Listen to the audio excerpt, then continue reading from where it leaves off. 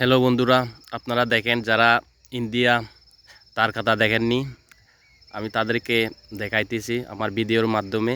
এই যে এই পোস্টে হচ্ছে বিএসএফ ডিউটি করতেছে, আর এ পাশে হচ্ছে বিজিবি ভাইয়ারা ডিউটি করতেছে।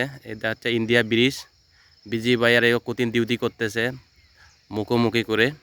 ওইদিকে এক পাশে বিএসএফ। আমি দূর থেকে ভিডিও করতেছি, বিজিবিরা ডিউটি করতেছে কঠিনভাবে। ওরা যাতে বুঝতে না পারে, বিজিবি ভাইয়েরা এবং বিএসএফ ভাইয়েরা, আমি দূর থেকে ভিডিও করতেছি তাদেরকে।